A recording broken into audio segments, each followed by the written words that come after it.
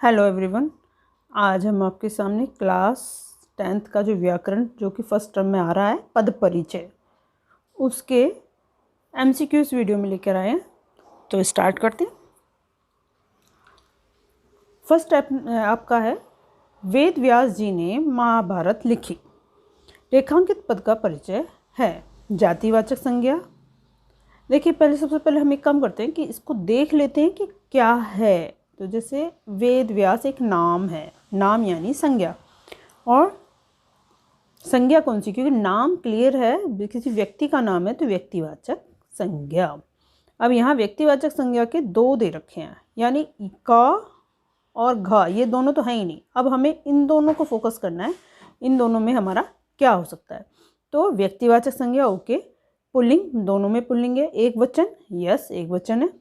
कर्ता कारक या कर्म कारक। अब कर्ता ने होने के कारण कर्ता कारक, आंसर होगा खा।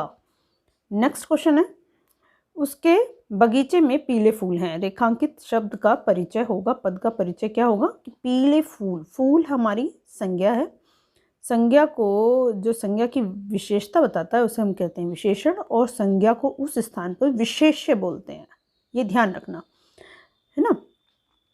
तो अब हमारे कौन सा विशेषण होगा, पीला जो है वो हमारा गुणवाचक विशेषण होगा। परिमाण, हमारे विशेषण 4 प्रकार के होते हैं, गुणवाचक, परिमाणवाचक, संख्यावाचक और सार्वनामिक विशेषण। तो सार्वनामिक विशेषण तो है नहीं, परिमाण में हमारा क्या आता है, परिमाण में आता है हमारा तोल, मेजरमेंट जो आता है, और संख्या में काउंटिंग आती है। ना तो ये किसी तोल में आता है ना ये संख्या में आता है, ठीक है। तो इसका मतलब ये दोनों नहीं है। अब हमें इसमें से देखना है गुणवाचक विशेषणों के।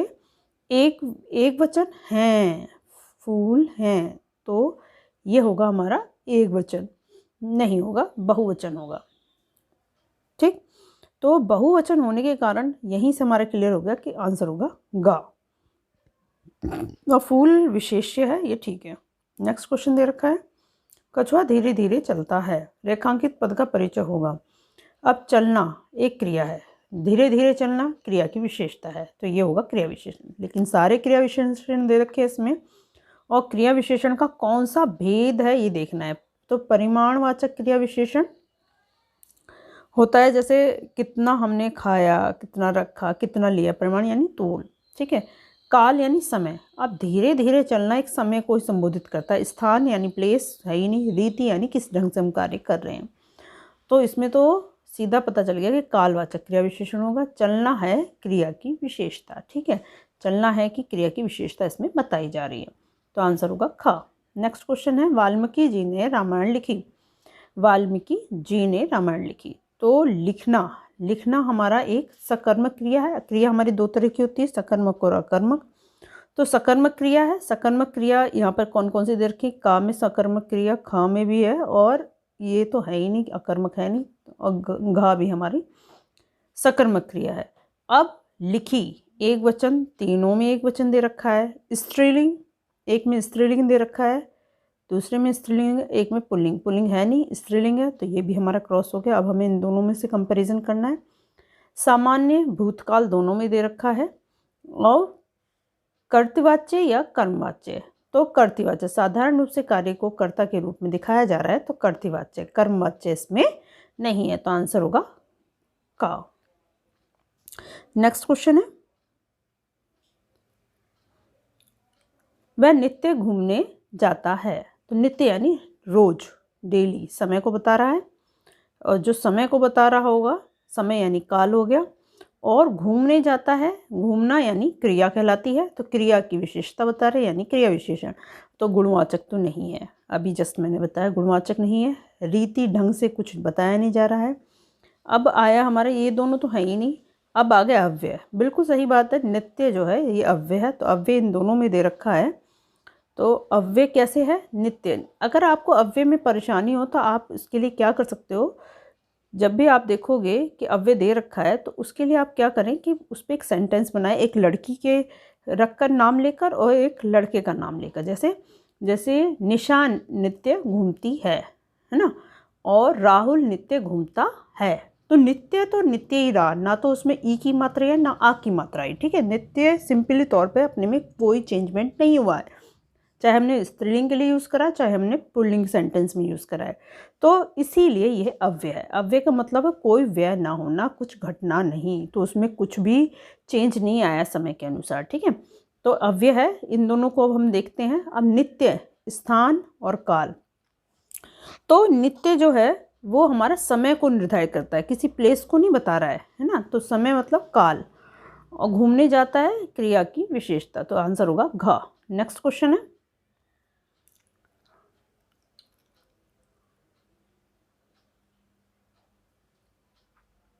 नेक्स्ट क्वेश्चन है, तालाब में कमल खिलते हैं। तो तालाब में कमल खिलते हैं, रेखांकित पद का परिचय दीजिए। तो खिलना एक हमारी क्या है, क्रिया है। अब कौन सी क्रिया है, क्योंकि मैंने आपको बताया है कि सकर्मक क्रिया होती है जिसके साथ कर्म किया जाता है, अकर्मक क्रिया होती है जो नेचुरली होती है और कर्म उसके सामने नहीं दिखाई दिया जाता है। तो ये हमारी अकर्मक क्रिया है। तो सबसे पहले हम देख लेते हैं इसमें अकर्मक क्रिया कहाँ दे रखी है। अकर्मक क्रिया हमारी ख में और घ में दे रखा है। तो नेक्स्ट दे रखा है बहुवचन, ठीक है, दोनों में। इसमें एक वचन दे रखा है, इसमें बहुवचन दे रखा है। आंसर होगा बहुवचन वाला, तो आंसर होगा ख। नेक्स्ट क्वेश्चन है,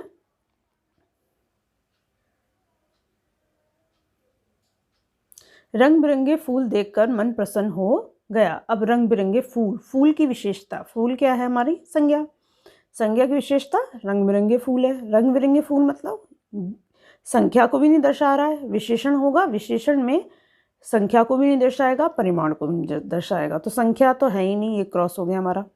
अब गुणवाचक है, गुणवाचक 3 दे रखे हैं। अब रंग बिरंगे फूल देखकर मन प्रसन्न हो जाता है। अब बहुवचन है, एक वचन है या एक वचन है। अब हमें देखा जाए तो ये बहुवचन है, रंग बिरंगे फूल खिलते हैं, बहुवचन। तो ये दोनों ही क्रॉस हो गए, पुल्लिंग है, ठीक। तो आंसर होगा ख। नेक्स्ट क्वेश्चन है, प्रधानाचार्य ने आपको बुलाया है। आपको हमारा ये सर्वनाम आ गया और पुरुषवाचक सर्वनाम आ गया। पुरुषवाचक जो सर्वनाम होता है वो 3 प्रकार का होता है। मध्यम पुरुष सर्वनाम का सबसे इम्पोर्टेंट पार्ट है ये।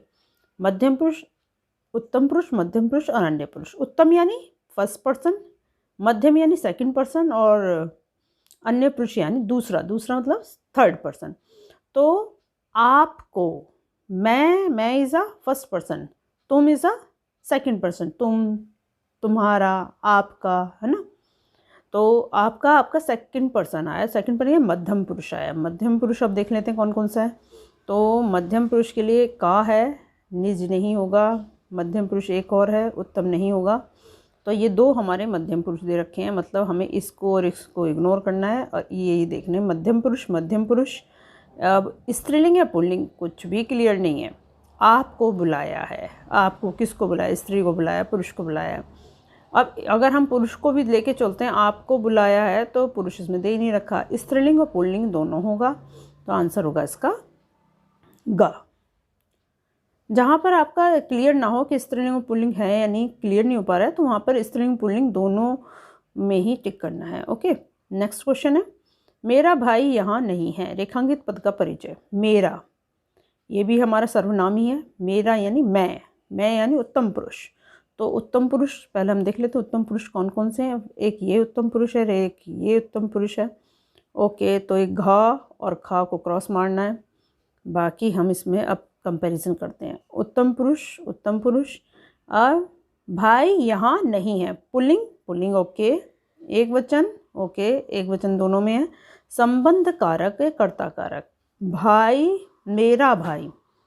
अब मेरा जो है आपको किससे, मेरा आपको संबंध से रिलेटेड कर रहा है, तो यहाँ संबंध कारक, एक संबंध बता रहा है, ठीक है। तो संबंध कारक के रूप में मेरा भाई आएगा, तो आंसर होगा इसका का। नेक्स्ट क्वेश्चन है, उसने बंदूक से शेर को मार गिराया या मार दिया। तो यहाँ बंदूक से, बंदूक हमारा संज्ञा है, तो ठीक है, संज्ञा तो सारे दे रखे हैं। कौन सा है, व्यक्तिवाचक या जातिवाचक? व्यक्तिवाचक नहीं है, बंदूक का कौन सी बंदूक है इसका नाम नहीं दे रखा, तो यहाँ होगा जाति है बंदूक एक। अगर इसमें आप और मशीन गन या फिर एयर गन कुछ भी ऐसा नाम देते तो वो गन यानी बंदूक होती, तो उसका मतलब वो आपका व्यक्ति में आता क्योंकि नाम देते। लेकिन यहाँ पर क्या दे रखा, जातिवाचक होगा यहाँ पर। से अब देखो इसमें बहुवचन या एक वचन। अब बंदूक से यानी इसका हो गया आपका एक वचन, तो बहुवचन तो है ही नहीं, तो यानी क्लियर हो गया हमारा तो ये कि गा आंसर होगा इसका। स्त्रीलिंग हो गया करण, कर्ता ने कर्म को करण से, करण वर्ड आया है, करण मतलब से, करण से, ओके, तो करण से, ओके। चलो नेक्स्ट क्वेश्चन है, वह मेरे सामने रहता है। वह मेरे सामने, सामने मतलब क्या होगा, संबंध बता रहा है। ये समुच्चय बोधक चिन्ह तो इसमें है ही नहीं, विस्मय आदि बोधक भी चिन्ह नहीं है, तो सीधी बात है संबंध है आपका। संबंध बोधक 2 दे रखे हैं। संबंध शब्द मेरे के साथ, वह मेरे सामने, या वह, तो वह तो नहीं होगा, मेरे सामने होगा। जो संबंध शब्द जो यूज़ किया है, मेरे सामने वर्ड यूज़ किया गया, दोनों का आमने सामने का वर्ड है, इसलिए इसमें आंसर होगा इसका का। नेक्स्ट क्वेश्चन है, हम पार्क में गए परंतु वहाँ कोई बच्चा न मिला। रेखांकित पद का परिचय। तो पार्क में गए, हम हो गया आपका सर्वनाम। अब कौन सा सर्वनाम है, हम हो गया फर्स्ट पर्सन, तो फर्स्ट पर्सन इस कौन सा हो गया, पुरुषवाचक। इसमें अच्छा पर्सन नहीं दे रखा, इसमें जातिवाचक संज्ञा तो नहीं है। पुरुषवाचक सर्वनाम, भाववाचक संज्ञा भी नहीं है, क्योंकि सर्वनाम है, नाम नहीं है, ये सर्वनाम, नाम के स्थान पे यूज़ करा गया है हम। अब हम बहुवचन में आता है, एक वचन में नहीं आता, ये तो यहीं पे क्लियर हो गया हमारा। कर्ता कारक बिल्कुल सही बात है, पुल्लिंग है, और गए क्रिया की कर्ता, जो गए क्रिया है ना, पार्क में गए, इसका कर्ता है ये, ठीक है, तो इसका आंसर होगा ख। नेक्स्ट क्वेश्चन है, कृष्ण की सुंदर आकृति सबको मोह लेती है। रेखांकित पद का परिचय। अब सुंदर आकृति, तो आकृति की सुंदरता बताए, गुणवाचक विशेषण में आएगा, है ना, तो गुणवाचक विशेषण, यहाँ भाववाचक संज्ञा नहीं होगी, पुरुषवाचक सर्वनाम भी नहीं होगा, ये होगा गुणवाचक विशेषण, गुणवाचक विशेषण। अब हमें इसमें ही कंपैरिजन करना है कौन सा होगा, एक वचन या बहुवचन। मोह लेती है एक वचन होगा, स्त्रीलिंग होगा, पुल्लिंग भी नहीं होगा, संबंध कारक भी इसमें नहीं होगा, तो इसका आंसर होगा आपका का। आंसर इसका है का। नेक्स्ट क्वेश्चन है, मेरे देखने के बाद चोर और तेज भागने लगा। तो चोर आपका व्यक्तिवाचक संज्ञा नहीं, क्योंकि नाम नहीं दे रखा, जातिवाचक संज्ञा में आता है ये। बाकी तो कुछ दे ही नहीं रखा है, इसका मतलब यही ठीक होना चाहिए इसका आंसर। फिर भी एक बार देख लेते हैं। एक वचन, पुल्लिंग होगा बिल्कुल। संबंध कैसे, मेरे देखने के बाद ना, के बाद दे रखा है, संबंध बोधक अव्यय होगा, ठीक, आंसर होगा इसका ख। नेक्स्ट क्वेश्चन है, मुझे आपसे मिलना है ताकि इस विषय पर आपसे विचार विमर्श कर सकूं। रेखांकित पद का परिचय। ताकि इज अ संबंध बोधक चिन्ह है, ये संबंध ये ताकि इज अ आपका होगा समुच्चय बोधक चिन्ह। अब समुच्चय बोधक चिन्ह दो, संबंध में का, के, की, है ना, तो ऐसे वर्ड, रा, रे, री, ऐसे वर्ड्स आते हैं। और समुच्चय बोधक में ताकि, ऐसे वर्ड, ताकि, क्योंकि, इसलिए, ऐसे वर्ड, ठीक है, और किंतु, परंतु, ऐसे वर्ड आते हैं, ठीक है। तो समुच्चय बोधक है, ताकि आया है। अब समाधिकरण, ताकि समाधिकरण में आएगा या व्यधिकरण में आएगा। तो समाधिकरण मतलब बैलेंस बनाना है, व्यधिकरण मतलब रीज़न बताना। जैसे आपका मिश्र वाक्य में जो आता है वो व्यधिकरण में आता है सारा, यानी आश्रित वाक्य जो आ जाता है वो व्यधिकरण में आता है, और समाधिकरण में समान अधिकार और आता है ना, ऐसे वर्ड्स आते हैं। तो इसका आंसर होगा आपका व्यधिकरण।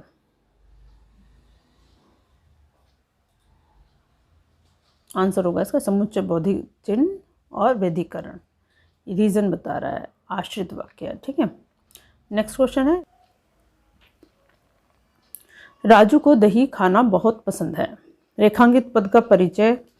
तो दही जो है वो आपकी द्रव्यवाचक, देखो इसमें द्रव्यवाचक दे रखा है, वैसे आजकल उसे ख़त्म कर दिया गया है, लेकिन दे दिया है तो उसको भी समझ लेते हैं। द्रव्य होता है लिक्विड, दही हमारे लिक्विड में आती है, व्यक्तिवाचक में नहीं आएगा, भाववाचक में नहीं आएगा, जाति में आएगा अगर दिया गया होगा तो, अगर द्रव्य दे रखा है तो द्रव्य में आएगा। तो चलो हम द्रव्य को लेके ही चलते हैं। द्रव्य 2 दे रखे हैं। द्रव्य और दही स्त्रीलिंग है या पुल्लिंग? तो दही जो हमारी है वो है पुल्लिंग। अब एक वचन कर्मकारक इसमें दे रखा है, स्त्रीलिंग इसमें दे रखा है, तो हमने तो इसको लिया है, एक वचन होगा। राजू को दही खाना, दही खाना कर्म करना मतलब है ना, तो ये दही, यही वाला इसका आंसर होगा। आंसर होगा इसका घ। नेक्स्ट क्वेश्चन है, जीवन में हमेशा उन्नति के पथ पर अग्रसर रहो। रेखांकित पद का परिचय। उन्नति के पथ पर, अब उन्नति के पथ पर अग्रसर रहो, तो उन्नति जो है ये भाववाचक में आएगी। जातिवाचक, भाव 2 दे रखे हैं, जातिवाचक में नहीं आएगा, व्यक्ति में नहीं आएगा, ये दोनों नहीं है, तो हमारा होगा ये भाव में। भाव में 2 दे रखे हैं। उन्नति के पथ पर, अब ये स्त्रीलिंग है या पुल्लिंग है? अग्रसर हो, तो ये हमारे पुल्लिंग में आता है। उन्नति के पथ पर अग्रसर हो, पुल्लिंग दे रखा है तो पुल्लिंग में तो नहीं आएगा ये, इसका आंसर तो वैसे स्त्रीलिंग में ही आना चाहिए। उन्नति स्त्रीलिंग में आएगा, एक वचन होगा संबंध। उन्नति हमारा स्त्रीलिंग में आता है, तो ये स्त्रीलिंग होगा, एक वचन, आंसर होगा ख। नेक्स्ट क्वेश्चन है, गुजरात में बहुत भयानक भूकंप आया था। रेखांकित पद का परिचय है। व्यक्तिवाचक, देखो भूकंप, भूकंप कौन क्या होगा आपका? ये भूकंप होगा आपका जातिवाचक संज्ञा। ठीक, तो जातिवाचक संज्ञा 2 दे रखी हैं। अब पुल्लिंग, पुल्लिंग होगा, यस पुल्लिंग है हमारा, दोनों में पुल्लिंग है, ये भी ठीक है, एक वचन भी सही है। अब भूकंप आया था, आना, आया था, तो इसका जो देखा जाए तो ये कर्ता के रूप में ही प्रेजेंट हो रहा है, कर्म नहीं दिखा रहा है कहीं पर, तो कर्ता इसका कारक होगा, आंसर होगा इसका ख। नेक्स्ट क्वेश्चन है, भगत ने अपनी पतोहू को भाई के साथ विदा, उसके भाई के साथ विदा कर दी। के भाई के साथ, के साथ संबंध आ गया। चलो अभी देखते हैं पहले इसमें क्या क्या दे रखा है। अब भाई हो गया, जातिवाचक में आएगा, 2 दे रखे हैं, लेकिन पुल्लिंग होगा, ये भी सही है, एक वचन, ठीक है। अधिकरण और संबंध बोधक, तो मैंने आपको बताया जहाँ के साथ, के लिए, नहीं के साथ, का, ऐसे वर्ड ही होते हैं तो वो संबंध बोधक में आते हैं, तो इसका जो आंसर होगा वो होगा ग, आंसर होगा ग। नेक्स्ट क्वेश्चन है, अपना काम स्वयं करना चाहिए। स्वयं, जहाँ स्वयं वर्ड हो जाए, अपना काम स्वयं करो या करना चाहिए, तो वहाँ निजवाचक में आ जाता है, निजी वर्ग आपको बताया जा रहा है, तो इसमें निजवाचक देख लेते हैं। निजवाचक एक ही दे रखा है, तो इसका आंसर तो यहीं पे क्लियर होगा कि निजवाचक संज्ञा होगी इसकी, आंसर होगा का। नेक्स्ट क्वेश्चन है, दरवाजे पर कोई, कोई वर्ड, जैसे ऐसे वर्ड्स आते हैं ना तो वो सर्वनाम में आते हैं। कोई यानी निश्चित नहीं है कौन आया है कौन नहीं है, तो पहले अनिश्चित वाला देख लेते हैं। 2 अनिश्चित है इसमें दे रखे हैं और 2 निश्चित दे रखे हैं, निश्चित वाला तो है ही नहीं। अब अनिश्चित वाले आगे बढ़ते हैं, इसमें क्या दे रखा है? एक वचन दोनों में दे रखा है। पुल्लिंग कोई, अब यही मालूम ही नहीं है कि स्त्रीलिंग है या पुल्लिंग है, जिस प्रकार से पहले भी ऐसा आ चुका है ना, तो स्त्रीलिंग और पुल्लिंग दोनों के लिए दिया जाएगा कर्ता कारक, तो आंसर इसका होगा घ। नेक्स्ट क्वेश्चन है, आज बाजार से 4 मीटर कपड़ा लाना, तो 4 मीटर यहाँ पर मेजरमेंट दे दिया है, विशेषण दे रखा है कपड़े का, तो यहाँ पर पहले देख लेते हैं कि परिमाण दोनों दे रखे हैं। परिमाणवाचक विशेषण में आता है, एक वचन दोनों में दे रखा है, और पुल्लिंग कपड़ा, कपड़ा जो है हमारा पुल्लिंग में आता है, और कपड़े के विशेष्य, ठीक, तो आंसर इसका होगा का। नेक्स्ट क्वेश्चन दे रखा है, तीसरी बार फिर से नया चश्मा था, तो नया चश्मा था, चश्मा की विशेषता बता रखी है। चश्मे की विशेषता का मतलब हो गया आपका कि वो हो गया आपका विशेषण। अब कौन सा विशेषण हो गया? नया चश्मा दे रखा है, तो गुणवाचक विशेषण, और गुणवाचक विशेषण ही दे रखा है। बाकी कुछ दे नहीं रखा है तो इसका मतलब इसका आंसर का ही होगा। चलो नेक्स्ट क्वेश्चन है, उसने यह पत्र राज से लिखवाया। लिखवाना एक क्रिया है, अब कौन सी क्रिया होगी? लिखवाया एक प्रेरणात्मक क्रिया होगी। अकर्मक क्रिया तो है ही नहीं, तो ये तो दोनों है ही नहीं। अब प्रेरणार्थक क्रिया जो होगी, प्रेरणात्मक क्रिया में ये लिखवाया एक वचन होगा, दोनों में दे रखा है। लिखवाया पुल्लिंग होगा, यहाँ पर ये अंतर आ गया है। और लिखवाया यानी पूरा हुआ तो भूतकाल में होगा। अब कर्मवाच्य से लिखवाया कर्मवाच्य होगा, तो आंसर होगा ख।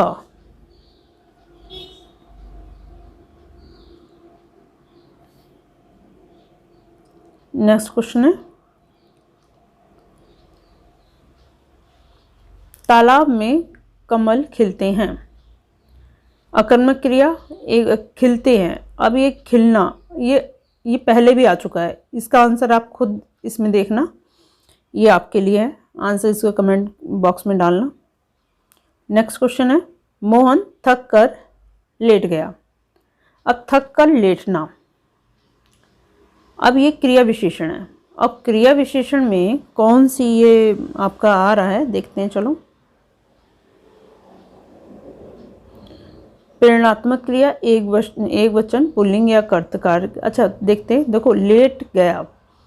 अब लेट गया का जो दे रखा है वो होगा क्रिया विशेषण। तो पहले हमें क्रिया विशेषण दे रखे हैं, तो क्रिया विशेषण एक ही दे रखा है इसमें, तो आंसर इसका यही होगा गा। नेक्स्ट क्वेश्चन है, मेरी बात सुनते ही वह बहुत लजा गया। लजा यानी शर्मा गया, तो लजाना एक क्रिया है। अब कौन सी क्रिया होगी हमारी? लजा, मैंने आपको बताया था कि जो भी हम नेचुरल करते हैं तो वो कैसी होती है? अकर्मक क्रिया होती है, लेकिन यहाँ पर अकर्मक क्रिया नहीं दे रखी।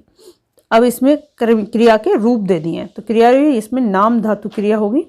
लजा गया नाम धातु क्रिया दोनों का होगा, प्रेरणात्मक क्रिया नहीं होगी, क्योंकि कुछ इस तरह से इसमें प्रेरणा जैसे स्वरूप वाली चीज़ें नहीं मिल रही हैं। तो नाम धातु क्रिया होगी, इसमें एक वचन होगा, पुल्लिंग लजा गया पुल्लिंग होगा, भूतकाल होगा, आंसर होगा इसका का। नेक्स्ट है, तुम मेरे पास परसों आना। परसों, परसों मतलब समय दे दिया है, समय मतलब कालवाचक, आना यानी क्रिया है, क्रिया की विशेषता बताया जा रहा है, तो कालवाचक क्रिया विशेषण, आंसर होगा का। उसने उस भारी चट्टान को सहसा उठा लिया। पद परिचय, तो सहसा यानी अचानक से। पद परिचय इसका होगा, हमने ढंग से कर रहे हैं, तो परिमाण तो होगा ही नहीं, रीति होगा, स्थान दे नहीं रखा, काल नहीं, समय भी नहीं दे रखा है, तो आंसर होगा खा। इसका आंसर होगा खा। नेक्स्ट क्वेश्चन है, वह आजकल घर पर ही रहता है। आजकल घर पर ही रहता है, तो ये आजकल यानी समय को दर्शा रहा है, तो स्थान तो है ही नहीं, स्थान नहीं होगा, समय होगा, परिमाण भी नहीं है, रीति ढंग भी नहीं दे रखा है इसमें, तो आंसर होगा इसका खा। नेक्स्ट क्वेश्चन है, हनुमान जी ने सभी कार्य श्री राम के नेतृत्व में किया। तो इसमें नेतृत्व में के किसके कारण करा था, किसके नेतृत्व में करा था? तो विरोधाभास तो इसमें है ही नहीं, दिशा भी कोई निर्देश नहीं, कारण दे रखा है, किसके कारण करा था? राम जी के नेतृत्व कारण। साधन नहीं दे रखा, तो आंसर इसका होगा कारणवाचक संबंध बोधक। नेक्स्ट क्वेश्चन है, तुम हरि के घर आ जाना, परंतु वर्ड यूज किया गया है, परंतु उससे दूर ही रहना। तो यहाँ पर अब हमें देखना है कि ये यहाँ पर शब्द बैलेंस हो रहा है या नहीं। तो जहाँ पर हमारा शब्द बैलेंस होता है, यानी परंतु वर्ड ऐसे यूज किया जाता है, तो वहाँ पर समाधिकरण होता है। समाधिकरण समुच्चय बोधक अव्यय, यही होगा, व्यधिकरण नहीं है, संबंध बोधक तो है ही नहीं, तो आंसर इसका होगा का। नेक्स्ट क्वेश्चन है, राजू आज विद्यालय नहीं गया क्योंकि वह बीमार था। क्योंकि क्योंकि रीज़न बताया जा रहा है कि क्या कारण क्या था, क्योंकि वह बीमार था। तो यहाँ पर समुच्चय बोधक चिन्ह तो यूज़ किया गया है, लेकिन वहाँ पर व्यधिकरण भी है, रीज़न डिपेंड भी हो रहा है। तो यहाँ पर ये मिश्र वाक्य भी है, तो इसके कारण यहाँ पर व्यधिकरण भी है। आंसर होगा इसका गा। नेक्स्ट क्वेश्चन है, वह हम उत्तीर्ण हो गए। अब वह मतलब विस्मय बोधक चिन्ह यूज़ किया गया, तो विस्मय बोधक वाचक अव्यय होगा। फिर उत्तीर्ण होना यानी खुशी हर्ष की बात है, आंसर होगा ख। नेक्स्ट, राम राम कितना निर्लज व्यक्ति है। तो राम राम मतलब यहाँ पर विस्मय बोधक चिन्ह यूज़ किया गया, विस्मय बोधक अव्यय है। शोक नहीं है, व्यथा नहीं है, क्रोध नहीं है, तिरस्कार है, यानी उसकी बेइज्जती की जा रही है। तो कितना निर्लज वर्ड यूज़ किया गया, तो तिरस्कार। आंसर होगा घ। नेक्स्ट क्वेश्चन है, यह किताब उसे मत दो। मत यानी नहीं, निषेधात्मक। तो उसे मत दो, ऐसे वर्ड जब होते हैं ना जहाँ पर जोर दिया जाता है, तो वहाँ निपात वर्ड यूज़ किया जाता है। निपात तीनों में है। अब हमें अंतर देखना है इन चारों का, पीछे वाले हिस्से का। तो निषेधात्मक, नकारात्मक, तुलना बोधक या फिर प्रश्न। तो प्रश्न नहीं है, तुलना भी नहीं है। नकारात्मक और निषेधात्मक एक ही कहा जाता है, पर निषेध वर्ड ही उचित है, नकारात्मक नहीं। तो आंसर होगा इसका का। नेक्स्ट क्वेश्चन है, उस व्यक्ति का सिर बेडौल सा है। बेडौल सा है, जहाँ ऐसे सा, भी, मत ऐसे वर्ड यूज होता है ना, तो वहाँ पर आपके निपात आता है। तो निपात वर्ड यूज किया गया है। अब सा मतलब अवधारणा बोधक। अब निषेधात्मकता तो इसमें है ही नहीं, मत तो ऊपर आ चुका है। और तुलनात्मक, यस, सा वर्ड जो होता है वो तुलनाएं की जाती हैं, तो इसका आंसर होगा गा। प्रश्न बोधक नहीं है, तो इसका आंसर होगा आपका गा। इस प्रकार से आपके 37 क्वेश्चंस कंप्लीट हुए। और अन्य चैप्टर की वीडियो के लिए और व्याकरण संबंधित एमसीक्यू के लिए मेरे चैनल को लाइक करें, शेयर करें, सब्सक्राइब जरूर करें, जिससे आने वाली वीडियो का नोटिफिकेशन सबसे पहले आपके पास पहुंच सके। आज के लिए बस इतना ही। धन्यवाद।